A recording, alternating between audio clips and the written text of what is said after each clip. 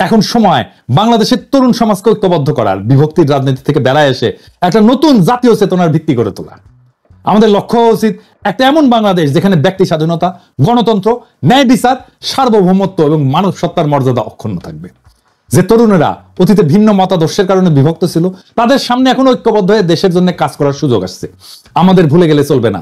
একটা জাতি তখনই উন্নতি করে যখন সে নিজের ইতিহাসকে গ্রহণ করে। ভারতের সেনাপ্রধান বলছে যে এই সরকারের সাথে সম্পর্ক নাই, কিন্তু আর্মির সাথে ভালো সম্পর্ক আছে। মানে বাংলাদেশের সরকারের সাথে সম্পর্ক নাই, বাংলাদেশের আর্মির সাথে সম্পর্ক আছে। ওরা নির্বাচিত সরকারের সাথে সম্পর্ক করবি, এই সরকারের সাথে, প্রফেসর ইউনূসের সরকারের সাথে সম্পর্ক করবি না। মানে ইন্ডিয়ার সেনাপ্রধানও বাংলাদেশের দ্রুত নির্বাচন চায়, বুঝিসাও? যা করার ও আকারের সাথে করে না বাপধন। বাংলাদেশের নির্বাচিত সরকারের সাথে হয়তো এই টার্মে সম্পর্ক থাকবে, এর পরের টার্মে থাকবে না। পররাষ্ট্র উপদেষ্টা তো হাত কসলাইতে কসলাইতে শেষ। ইন্ডিয়ার রাষ্ট্রদূতকে ডেকে বলতে পারবে যে তোমার আর্মি চিফ তো সরকারের সাথে সম্পর্ক রাখতে চায় না, তো তুমি এমবেসি খুলে বসে আছো কে, রাস্তা মাপো। তো এই কয়েকদিন ছাত্রদল, বৈষম্য বিরোধী ছাত্র আন্দোলন আর ছাত্র শিবির নিয়ে মহা গ্যাঞ্জাম চলিচ্ছে। আমরা অনেকেই কইছে দাদা আপনি কিছু বলেন। আমি ছাত্রদল, বৈষম্য বিরোধী ছাত্র আর ছাত্র শিবির সবাইরে তো ভালোবাসি, স্নেহ করি। আমার প্রশ্ন হইতেছে বাংলাদেশের তরুণদের এইভাবে বিভক্ত করলো কে? বাংলাদেশের তারুণ্যকে বিভক্ত হইতে দেওয়া যাবে না তো। আমার ডাইন হাতের সাথে বাম হাতের লড়াই কে লাগাই দিল? সবাই অনুরোধ, প্রেসিডেন্ট, সেক্রেটারি, শীর্ষ নেতারা এই সব দলের কেউ অন্যের বিরুদ্ধে বলবা না। আজ থেকে টিভি চ্যানেলে গিয়ে তর্ক করবা না, ডিফিউজ করো এখন থেকে। কয়েকদিন ক্ষান্ত দাও। এজেন্সির লোক শিবির আর ছাত্র দল সাইজা অন্যের উপর ঝাঁপায় পড়বে। আমি চোখে চোখে দেখতে পাইতেছি এজেন্সির লোকেরা পূর্ণ শক্তি নিয়ে নামে গেছে। লক্ষ্য হইতেছে ফ্যাসি বিরোধী তরুণ সম্প্রদায়ের মধ্যে ফাটল তৈরি করা। সফল হয়েছে তারা, পরস্পরের সাথে সংঘাত লাগায় দেওয়া সফল হয়ে গেছে। তবে এই ঘটনাগুলোর মধ্যে সবচেয়ে আলোচিত যে শব্দগুলো হইতেছে তাদের শিবির, এক শিবির। জুলাই আন্দোলনের নেতাদের মধ্যে যে এত শিবির থাকার ব্যাপারটা এবং আন্দোলনে যোগ দেওয়া অনেকের, বিশেষ করে এই যে সেকুলার শহুরে এলিটদের, এদের মনে মনে হয় লজ্জা লাগিছে। এমনকি হাসিনাকে হটানোর আন্দোলনেও তারা নামছিলেন। এই ব্যাপারে আফসোসও দেখা যাচ্ছে কারো কারোর মধ্যে। এইদিকে জাতীয় নাগরিক কমিটি যেটা হয়েছে না, এর মধ্যে অনেক উলট পালট চলতেছে। এক শিবিরদের নাকি ভালোভাবে অন্তর্ভুক্ত করা হইতেছে না। আবার যারা তাদেরকে নিতেছে না, তারাও নাকি জীবনে কোনো না কোনো সময় শিবিরের সাথে সংশ্লিষ্ট ছিলেন। আন্দোলনের নেতৃত্বে শিবিরের ভূমিকা কতটা, সেটা নিয়েও বিতর্ক চলতেছে। বাকশালী শাসনের প্রথা অনুযায়ী শিবির ত্যাগ দেওয়ার ঘটনাও নাকি ঘটতেছে। কয়দিন আগে মিজানুর রহমান আজারি একটা কথা বলছিলেন যে রাজাকার শব্দটা এখন সম্মানসূচক হয়ে গেছে। শুনেন। আমার নবীকে গালি দিত গণক, জাদুকর, এরপর গালি দিত পাগল, নির্বংশ বলে, আর আমাদেরকে গালি দেয় মৌলবাদী বলে, আমাদেরকে গালি দেয় রাজাকার বলে। রাজাকার শব্দটা তো এখন একটা অ্যাওয়ার্ড হয়ে গেছে, অ্যাওয়ার্ড। শেখ হাসিনার শাসনে আমরা তো জানি শিবির পরিচয় দেওয়ার উপায় ছিল না। শিবির ত্যাগ দেয়া, হত্যা, গুমের, মারধরের ঘটনা তো অগণিত। আবরারকে তো এইভাবেই মারা হয়েছে, তাই না? ফলে গোপন তো করতেই হইতো, উপায় তো ছিল না। হাসিনাকে হটানোর পরে বহু বছরের বার্তা ভেঙে গেছে। তাই অনুমান করি যে শিবির বা এক শিবিররা গর্ব নিয়ে নিজেদের পরিচয় দিতেছে যে রাজাকারের মতো একটা সম্মানের ব্যাপার হয়ে উঠছে শিবির হওয়াটা। নিজের যে পরিচয় আপনার সামনে আনতে চান, সেই নামে আপনাকে ডাকার ঘটনাকে ট্যাগ বলা কঠিন। তবে এটাও ঠিক যে দেশে এখনো বহু সাংস্কৃতিক এবং রাজনৈতিক পরিসর আছে যেখানে শিবির পরিচয়, জামাতের পরিচয় সমস্যা হয়। ওইদিকে ছাত্রদল মনে হয় একটা অ্যান্টি শিবির মুডে আছে, ফলে কোথাও কোথাও এটা ট্যাগ হয়ে উঠতে পারে এবং দমন পীড়নের বৈধতা দেওয়ার ঝুঁকি তো থাকেই। এই যে পরিস্থিতিতে চলতেছে, এই পরিস্থিতিতে বিপ্লব পরবর্তী প্রতিক্রিয়া বা অস্থির সময়। সব বিপ্লবের পরে এরকম অস্থির সময় আসে। যারা জুলাই বিপ্লবকে বিপ্লব বলে স্বীকারই করতে চান না, তাদের জন্য এইখানে কিছু ইশারা আছে। কিছুদিন পরে বিষয়গুলো হয়তো আর এতটা জটিল থাকবে না। আপনারা ভাবতে পারেন যে প্রথম আলোতে জামাতের আমিরের সাক্ষাৎকার ছাপা হইতেছে, এটা প্রথম আলো করতেছে এমনি এমনি না। বাংলাদেশের রাজনৈতিক পরিষদের জামাত শিবির নিয়ে যে কুসংস্কার ট্যাবু ছিল সেটা দূর হইতেছে, এটাই তার প্রমাণ। এবার মূল আলোচনায় আসি, জুলাই বিপ্লবের শিবিরের কৃতিত্ব নিয়ে। শিবির নিয়ে কিছু কওয়া আমার জন্য মুশকিলই বটে। মানে শিবির নিয়ে কিছু কইলে, বিশেষ করে বিএনপি এসে কইবে আপনার প্রিয় শিবির, কেউ কেউ গালাগালিও শুরু করবে। কথাটা মিথ্যা না, শিবির প্রসঙ্গে আমার কিঞ্চিত দুর্বলতা আছে, এটা আমি আগেও বলছি। তাও আমি চেষ্টা করব বস্তুনিষ্ঠভাবে আলাপটা করার। আমি যে কথাগুলো বলবো আপনারা কানেক্ট করতে পারবেন ঐতিহাসিক ঘটনার সাথে। আমি যে শিবিরকে এক্সট্রা খাতির করি নাই, জামাতকে এক্সট্রা খাতির করি নাই, সেটা আলাপ শেষ হলেই বুঝবেন। জুলাই বিপ্লবের শিবিরের ভূমিকা বা কৃতিত্ব যদি বুঝতে যায় তাহলে একটু পিছে থেকে শুরু করতে হবে। প্রথমে দেখবো আমরা হাসিনার বাকশালী শাসন এবং বাঙালি জাতীয়তাবাদের ইতিহাস চর্চার দিক থেকে। আন্দোলনের নেতাদের বয়স কত? ধরেন 20 থেকে 35, এইটুকু।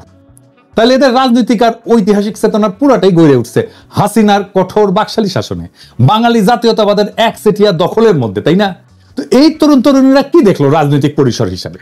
তারা দেখলো বাংলাদেশ পুরোপুরি ভারতের দখলে। এই দেশের সংখ্যাগরিষ্ঠ মানুষের ধর্ম সংস্কৃতি যেন লজ্জার বিষয়। তারা নির্যাতনের শিকার। বাংলাদেশের রাস্তায় দাড়ি টুপি নিয়ে হাঁটা যায় না, পুলিশ ধরে। বাংলাদেশের সব মসজিদ হয়ে আসছে আল আকসা মসজিদের মতো, ইসরায়েলের মতো পুলিশের ঠাসা থাকে মসজিদ। বাসায় ধর্মীয় বই রাখা যায় না, বলে জিহাদি বই। দাড়ি টুপি থাকা মানে তার আয়নাঘরে আটকায় রাখা যায়। আয়নাঘরের দেয়ালে যে লেখা, সেটা তো সারা বাংলাদেশের সাধারণ মুসলমানের আত্মনাদ।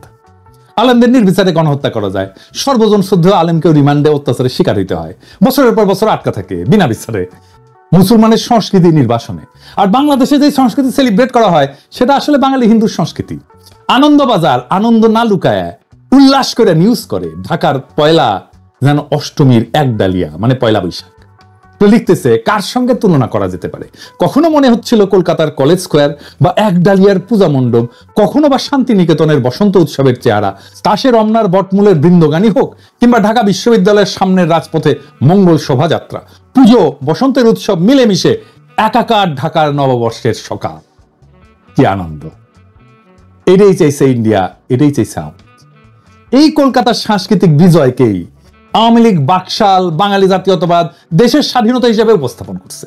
আওয়ামী লীগের যে বাঙালি জাতীয়বাদের ইতিহাসের যে বয়ান, তারা বলে যে 47-এ একটা ভয়ানক ঘটনা ঘটছে, দেশ ভাগ, ভারত ভাগ হইছে। ভারত ভাগ হয়ে ভারত আর পাকিস্তানও তাদের জন্য মহাবিপর্যয়। কিন্তু অবাক ব্যাপার দেখেন, ব্রিটিশ ভারত, যেটা আসলে মূলত মোগল হিন্দুস্তান ছিল, সেটাই মানতে চায় না তারা। তারা এটাকে মিথিক্যাল ভারত হিসেবে দেখে। সেই ভারতই হইল আজকের ভারত, সেই মহাভারত, যেটা ভাগ হয়ে নাকি পাকিস্তান সৃষ্টি হয়েছে। তাহলে ইতিহাসের সবচেয়ে বড় ভিলনকে এই ইতিহাসে জিন্নাহ, তাই না? তাহলে আমার স্বাধীনতা তো অভিশপ্ত, কারণ যেই মহাভারত ভেঙ্গা পাকিস্তান তৈরি হইলো, যেই পাকিস্তান আমাদের পূর্বপুরুষের লড়াই ফসল, সেটাই যদি ভুল হয়, তাহলে সঠিক কোনটা? সঠিক হচ্ছে ইতিহাসের সেই ভুল শোধরানো, সেই মহাভারতের মিথিক্যাল ভারতে ফিরে যাওয়া। ওইখানে ফিরে গেলে আমার মুক্তি। এটাই হয়ে দাঁড়ায় আওয়ামী লীগের স্বাধীনতার বড়াই। এটাই হইতেছে অষ্টমীর এক ডালিয়া, এটাই পয়লা বৈশাখ, এটাই বাঙালির প্রত্যাবর্তন মহাভারতে, এটাই আওয়ামী লীগ। তো বাঙালি জাতীয়তাবাদের দৃষ্টিতে স্বাধীনতার এই বয়ান, এটার যদি নাগরিকদের মুক্তির সম্ভাবনা না থাকে, তাহলে সেটাই তো সবচেয়ে বড় ব্যর্থতা, তাই না? এখন চিন্তা করেন, বাংলাদেশের নাগরিকদের যদি প্রকৃত স্বাধীনতা চাইতে হয়, তাহলে তো বিকল্প একটা ইতিহাস চিন্তা লাগবে আওয়ামী লীগের বাইরে, তাই না? কেননা খোদ স্বাধীনতার বয়ান আপনার মুক্তির আকাঙ্ক্ষাকে ধারণ করতে পারতেছে না। তো এখন দেখেন, আপনি যদি দেশের মানুষের মুক্তি চান, স্বাধীনতার রাজনীতি করেন, আন্দোলন করেন, তাহলে তো একটা সংগঠিত রাজনৈতিক শক্তি লাগবে আপনার জন্য। দেশের মানুষকে আহ্বান জানাইতে হবে তো সেই রাজনৈতিক শক্তি থেকে। সবচেয়ে বড় কথা, জনগণের ভরসাস্থল হইতে হবে তো আপনাকে। আপনার ডাকে তারা সাড়া না দিলে কিভাবে আন্দোলন করবেন? আপনি তখন সংগঠিত রাজনৈতিক শক্তির খোঁজ করবেন, তাই না? উঠতে বেড়াবেন, দেশের রাজনৈতিক সংগঠনগুলোর দিকে নজর দিবেন, তাদের বয়ান, ইতিহাস চিন্তা যাচাই বাছাই করবেন, তাই না? হাসিনা প্রতিপক্ষ রাজনৈতিক শক্তিগুলোর মধ্যে যদি সম্ভাবনা খুঁজতে যায়, দেখেন কারা কারা আছে। বিএনপি আছে, বাম দল আছে, দুই একটা, জামাত আছে, শিবির আছে, এই তো হেফাজত আছে।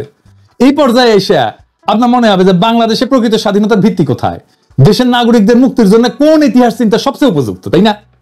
আপনি বিএনপি কে যদি দেখেন, দেখবেন যে নির্যাতিত তারা, হাসিনার দমন পীড়নে তারা পিষ্ট, নেতারা জেলে, কর্মীরা গুম হয়ে যাচ্ছে, ক্রস ফায়ারে যাচ্ছে, ঘর বাড়ি ছেড়ে পালাই বেড়াচ্ছে বনে জঙ্গলে, তাই না? ভালো একটা সম্ভাবনা খুঁজে পেলেন, মজলুম দল সাধ্যমতো লড়াই করতেছে, রক্ত দিতেছে, তখন তাদের ইতিহাস চিন্তার দিকে নজর দেবেন। আপনি কি পেলেন? আপনি তো খুব একটা স্পষ্ট কিছু বুঝতে পারলেন না। বিএনপির মধ্যে আপনি তো গণতন্ত্রের দাবি দেখবেন, ভোটের দাবি দেখবেন, তারা একটা ভোট চাইছে, তাদের মধ্যে ভারত বিরোধিতা আছে একটা সেকশনের মধ্যে। বিএনপির লোকেরা বলে না যে আপনারা দেখতে পান না, আমরা তো তিস্তা নিয়ে প্রোগ্রাম করছি, লং মার্চ করছি ইন্ডিয়ার বিরুদ্ধে, আমরা কি ইন্ডিয়ার বিরুদ্ধে কথা বলি না? সত্য, কিন্তু এটাও সত্য, বিএনপির মধ্যে ভারতকে সন্তুষ্ট কইরা দেশে গণতন্ত্র ফেরানোর আশাও আছে। তো এটা তো মিথ্যা কথা না, তাই না? আপনারা তো দেন দরবার করছেন, করেন এখনো, তাই না? আপনারা তো অমিত শাহের কাছে কুজা হয়ে দাঁড়ান, আপনারা তো আদানির জন্য ওকালতি করেন, তাই না? অর্থাৎ খোদ দখলদারের কাছে নিজের মুক্তির জন্য সাহায্য চাইছেন। বড়ই অদ্ভুত ব্যাপার। এই দ্বন্দ্ব আপনি বুঝতে পারবেন না সহজে। ভারতকে নিয়ে কিছু বলা যাবে না, হিন্দুত্ববাদকে নিয়ে কিছু বলা যাবে না। হাসিনার আমলে এই আলাপ আসছে মূলত বিএনপি মনা অ্যাক্টিভিস্টদের কাছ থেকে। এমনকি আপনারা খেয়াল করলে দেখবেন, ভারতীয় পণ্য বয়কট আন্দোলনে যারা আমার সবচেয়ে বেশি বিরোধিতা করছিল, তাদের আপনি বিএনপি পন্থী বলেই চিনতে পারবেন। আমি আর নাম বলি না। আবার এটাও সত্য, বিএনপির শীর্ষ নেতৃত্ব ভারতীয় পণ্য বয়কট আন্দোলন সর্বাত্মক সাহায্য সমর্থন করছিল। আমি নিজে সাক্ষ্য দিচ্ছি। আমি যখন বলতাম ওনাদেরকে, বিএনপি নেতাদেরকে, যে ওরা কেন এমন করে, তখন বলে ও না, ওরা আমাদের লোক না, আমাদের সাপোর্টার। তার মানে বিএনপির মধ্যে এক একটা ভারত প্রশ্নে সলিড কোন অবস্থান নাই, নানা অবস্থান আছে, নানা মত আছে, এর মধ্যে চরম ভারতপন্থী অংশ আছে। ওইদিকে তাদের কোনো সুস্পষ্ট ঐতিহাসিক অবস্থান নাই জনতার সামনে, নিজেদের ইতিহাসের বয়ান স্পষ্ট করে উপস্থাপনা করেনি বিএনপি। বিএনপির একটা ইন্টারেস্টিং দাবি ছিল, সেটা কি জানেন? সেটা হচ্ছে আওয়ামী লীগের চেয়ে বিএনপির মধ্যে নাকি মুক্তিযোদ্ধা বেশি, জিয়াউর রহমান স্বাধীনতার ঘোষক, তাই না? তখন আপনার মনে পড়বে যে স্বাধীনতার বয়ান আপনাকে আওয়ামী লীগ খাওয়াইতেছে তার আর একটা ভার্সন বিএনপি। হাসিনার সঙ্গে বিএনপির বিরোধ আসলে কি নিয়ে? তাদের পার্থক্য কেবল মুক্তিযুদ্ধের মালিকানা নিয়ে, যে বয়ানে হাসিনা 100% নিয়ন্ত্রণ দাবি করতেছে, বিএনপি সেখানে অংশীদার হইতে চায়। আর কি, সে দেশ শাসন করার অধিকার চায়। এখন এইটা একাই আওয়ামী লীগ করতেছে, তাই না? তো ঘটনা বোঝার জন্য আপনাকে যখন জিন্নার দিকে ফিরতে হবে, তখন দেখবেন বিএনপির কাছে জিন্নাও ভিলেন, অথবা তারা এই বিষয়ে স্পষ্ট কোনো অবস্থান নেয়নি। বাঙালি জাতীয়তাবাদের ইতিহাস চিন্তা থেকে বাড়ায় আসতে না পারার কারণে বিএনপি বুঝতে পারে না যে পাকিস্তান ইতিহাসের একটা অপরিহার্য ঘটনা। এটি কেবল ব্রিটিশ ভারতের স্বাধীনতা ছিল না, বরং মুসলমানদের জন্য একটা নিরাপদ রাষ্ট্র তৈরির প্রয়োজনীয়তা ছিল। শুধু মুসলমান না, ভারতের সংখ্যালঘুদের জন্য নিরাপদ রাষ্ট্র তৈরির প্রয়োজনীয়তা ছিল। জিন্না তো ভারতের সংখ্যালঘুদের নেতা, হ্যাঁ ঠিক, মুসলমানদের নেতা না, সংখ্যালঘুর নেতা, হিন্দু দলিতের নেতাও ছিল জিন্না। পাকিস্তানে যারা হিন্দু ছিল তারা ছিল দলিত। পশ্চিম পাকিস্তানের দলিত সুজাক তেহরিক দল আছে হিন্দুদের, এরাই কিন্তু পাকিস্তানের সংখ্যাগরিষ্ঠ হিন্দু। পূর্ব পাকিস্তানের যোগেন মন্ডল জিন্নার সাথে ছিল নমশূদ্রদের নেতা। যোগেন মন্ডল থাকতে পারেনি, পরে সেটা ভিন্ন আলাপ, আমিও আলাপে আর না যাই। মানে ধরেন যোগেন মন্ডল পাকিস্তানে থাকতে পারেনি, তো বাঙালিরাও তো পাকিস্তানে থাকতে পারেনি ভাই, আমরাও তো থাকতে পারিনি, তাই না? সেই আলাপটা অন্য আলাপ। ব্রিটিশরা চলে যাওয়ার পরে মুসলমানরা হিন্দু সংখ্যাগরিষ্ঠ রাষ্ট্রের সংখ্যালঘু হয়ে পড়ে, যেখানে রাষ্ট্রের ভিত্তিক গণতন্ত্র এবং আইনের শাসন না, বরং একটা বিশেষ জাতীয়তাবাদ, নিখিল ভারত ধারণা, যেটা আসলে হিন্দুত্ববাদ। এই সংখ্যালঘুকে বাঁচাইতে জিন্না পাকিস্তানের ধারণা নিয়ে লড়াই করছে। না হলে আজকে ভারত যদি অখণ্ড থাকতো, ভাবতে পারেন এই পুরা ভারতীয় মুসলমান এবং দলিতেরা কি দুর্বিষহ জীবন পাইতো মোদির ভারতে, কি হইতো সেটা এখনই দেখতে পারতেছেন। তখন আপনি বুঝবেন জিন্না আসলে ইতিহাসের একজন ভিশনারি নেতা ছিল, ইতিহাসের একজন মহানায়ক ছিল। আপনি তখন বুঝবেন যে বিএনপি কেন জনতার মধ্যে গ্রহণযোগ্যতা পাচ্ছে না, বিএনপির আহ্বানে জনগণের সাড়া কম কেন, কারণ তার ভারত প্রশ্নে অস্পষ্ট রাজনীতি। এরপরে তখন আপনি জামাত শিবিরের দিকে নজর দেবেন, তাই না? কি দেখবেন? আপনার তখন মনে হইতে পারে যে এই জামাত শিবিরের মধ্যেই বিকল্প ইতিহাস চিন্তা পাওয়া যেতে পারে, যেটা আপনার আকাঙ্ক্ষার সাথে যুক্ত। আপনি দেখবেন শিবিরের মধ্যে পাকিস্তান, জিন্না, ভারত বিরোধী অবস্থান একটা সুসংগঠিত বয়ান আছে। তারা বাঙালি জাতীয়তাবাদকে ভারতীয় জাতীয়তাবাদের একটা শাখা হিসেবে চিহ্নিত করতে পারে সক্ষম। তারা বোঝাতে সক্ষম যে হাসিনা মুক্তিযুদ্ধের নামে ভারতীয় দখলদারিত্ব কায়েম করছে। আওয়ামী লীগ আসলে ভারতীয় আধিপত্যবাদী শক্তির হাতের পুতুল। এমনকি মওদুদি এবং জামাত পাকিস্তানের যে বিরোধিতা করছিল, তারাও এখন জিন্নাকে তাদের বয়ানে গ্রহণ করছে। তখন শিবির জামাত দেখলে আপনার মনে হতে পারে যে এইটা বাংলাদেশের মানুষের মুক্তির একটা পূর্ণাঙ্গ প্যাকেজ। ইতিহাস বোধ আছে, ধর্ম আছে, ইতিহাস চিন্তা ঠিকঠাক আছে, ভারতকে সঠিকভাবে চিহ্নিত করা হয়েছে, বাঙালি জাতীয়তাবাদকে ভারতীয় জাতীয়তাবাদের শাখা হিসেবে চেনানো হয়েছে। আপনি যখন এই বিকল্প ইতিহাস চিন্তার সামনে এসে দাঁড়াবেন জামাত শিবিরের, তখন দেখবেন যে বিএনপি কেন জনগণের আস্থা পাচ্ছে না। কিন্তু আপনি যদি আরো গভীরে যান, তাহলে দেখবেন যে জামাত শিবিরের ডাকে জনগণ সাড়া দিচ্ছে না কেন? এটা কি কেবল হাসিনার দমন পীড়নের কারণে, নাকি আরো কোনো কারণ আছে? আসেন সেটা একটু বুঝে দেখি। জামাত শিবির প্রসঙ্গে একটাই অস্বস্তি বাংলাদেশের মানুষের মনে, সেটা হইতেছে জামাত শিবির কেন 1971 নিয়ে স্পষ্ট কোনো আলাপ করে না। তাদের বক্তব্য 1971 পুরোপুরি ভারতীয় ষড়যন্ত্র, কিছু গাদ্দার বাঙালির সহযোগিতায় ভারত দেশটাকে ছিনিয়ে নিছে। আপনার মধ্যে অস্বস্তি তৈরি হবে, কারণ আপনি তো মানুষের বেদনা, চোখের পানি, রক্ত চেনেন, আপনি তো ইতিহাস দেখছেন। মুক্তিযুদ্ধ তো খুব দূরের ঘটনা না, এগুলো তো অস্বীকার করতে পারবেন না। আপনার তখন মনে হবে একদম নিরপেক্ষভাবে দেখলে 1971 ঘটনা কেবল ষড়যন্ত্র, দুর্ঘটনা না, এটি ইতিহাসের একটা গভীর বাস্তবতা, যেখানে লাখো মানুষের রক্ত ঝরছে। মুক্তিযুদ্ধের বয়ানে যতই দুর্বলতা থাকুক, ভারতের যতই উস্কানি থাকুক, যতই ষড়যন্ত্র থাকুক, স্বাধীন বাংলাদেশ তো আমরা চাইছিলাম, লড়াই করছে আমাদের মানুষ, রক্ত দিচ্ছে। জামাত আর শিবির যেই বয়ানি আনুক না কেন, তারা যেই প্রশ্নের উত্তর দিতে পারবে না, এখনো পারেনি, সেটা হচ্ছে 25শে মার্চ তো একটা জেনোসাইড হয়েছিল, গণহত্যা হয়েছিল, তাই না? আপনারা তার প্রতিবাদ তো করেন নাই। রাজনীতিতে জেনোসাইড একটা decisive moment, very decisive moment. আপনাকে এই সময় ভিকটিমের পক্ষ নিতে হবে। ওই মোমেন্টে পক্ষ নিতে না পারাটা রাজনৈতিক ব্যর্থতা। এই যে এক্স শিবির ধারণা, এইটা হইতেছে শিবিরের সেই অংশ যারা শিবিরের হিস্ট্রিগ্রাফি, ইতিহাস বোধ, হিস্ট্রিসিজমকে ওন করে, আবার 1971 25শে মার্চের রাইট ডিসিশন নিতে না পারাটাকেও ডিজওন করে। আপনি যখন এমন একটা নতুন ইতিহাস চিন্তায়, নতুন হিস্ট্রিগ্রাফিতে পদার্পণ করেন, যা একদিকে ভারতীয় আধিপত্যবাদকে প্রত্যাখ্যান করবে, অন্যদিকে 1971 বাস্তবতাকেও অস্বীকার করবে না, তাইলে আগামীর বাংলাদেশে সেই রাজনীতি কিভাবে তৈরি হবে? বাংলাদেশের স্বাধীনতাকে পোস্ট কলোনিয়াল রাষ্ট্র হিসেবে দেখতে হবে, যেখানে ভারত বা পাকিস্তানের কোনো প্রভাব নাই। বরং এটা একটা স্বতন্ত্র জাতিরাষ্ট্র, যেখানে জনগণের স্বার্থই মুখ্য, জনগণই এই রিপাবলিকের মালিক, তারাই তার ইতিহাস বোধের কর্তা। আপনি তখন দেখবেন বাংলাদেশ ভারতের মতো একটা আগ্রাসনবাদী, সাম্রাজ্যবাদী, আধিপত্যবাদী রাষ্ট্র না, আবার পাকিস্তানের মতো একটা ধর্মভিত্তিক রাষ্ট্র না। এটা সত্যিকার অর্থে একটা আধুনিক পোস্ট কলোনিয়াল রাষ্ট্র, যেখানে নাগরিকদের সমান অধিকার নিশ্চিত করা দরকার। আপনার এই নতুন ইতিহাস ভাবনা আপনাকে ওই সাবেক এক্সিবিট বানায় দেবে, আর এইখান থেকেই শুরু হবে নতুন রাজনৈতিক আন্দোলন, যা ভারত বা পাকিস্তানের ছায়ারায় বাংলাদেশের জনগণের প্রকৃত মুক্তি নিশ্চিত করবে। আমরা সেই রাস্তায় হাঁটতে শুরু করছি। বাংলাদেশের আগামীর রাজনীতির দিশাও আসবে ওইখান থেকে। আর আমি মনে করি যে এই সাবেক শিবির যারা জামাতের রাজনীতিতে যায় নাই, আবার শিবিরের ইতিহাসবোধ পাইছে, তারাই আগামী বাংলাদেশের ইন্টেলিজেন্সিয়া। বাংলাদেশের রাজনীতি এখন এক সন্ধিক্ষণে দাঁড়ায়। নতুন রাজনীতির জন্ম নিচ্ছে। আমরা যা যা দেখছি তা নতুন রাজনীতির প্রসব বেদনা। পুরনো বয়ানের আবর্ত থেকে বেড়ায় নতুন দৃষ্টিভঙ্গি গড়ে তোলার সময় আসছে। আমরা যদি সত্যি একটা স্বাধীন, সার্বভৌম এবং জনগণের কল্যাণে নিবেদিত রাষ্ট্র করতে চাই, তাহলে অতীতের ভুলগুলো থেকে শিক্ষা নিতে হবে এবং ভবিষ্যতের জন্য একটা সুসংহত দৃষ্টিভঙ্গি গড়ে তুলতে হবে। এটাই বাংলাদেশের আগামীর ইতিহাস চেতনা। এখন সময় বাংলাদেশের তরুণ সমাজকে ঐক্যবদ্ধ করার, বিভক্তির রাজনীতি থেকে বেড়ায় এসে একটা নতুন জাতীয় চেতনার ভিত্তি গড়ে তোলা। আমাদের লক্ষ্য হওয়া উচিত একটা এমন বাংলাদেশ যেখানে ব্যক্তি স্বাধীনতা, গণতন্ত্র, ন্যায় বিচার, সার্বভৌমত্ব এবং মানব সত্তার মর্যাদা অক্ষুণ্ণ থাকবে। যে তরুণেরা অতীতে ভিন্ন মতাদর্শের কারণে বিভক্ত ছিল, তাদের সামনে এখন ঐক্যবদ্ধ হয়ে দেশের জন্য কাজ করার সুযোগ আসছে। আমাদের ভুলে গেলে চলবে না। একটা জাতি তখনই উন্নতি করে যখন সে নিজের ইতিহাসকে গ্রহণ করে, তার থেকে শিক্ষা নেয় এবং ভবিষ্যতের জন্য নতুন দিগন্ত উন্মোচন করে। বাংলাদেশের ভবিষ্যৎ আজ আমাদের হাতে।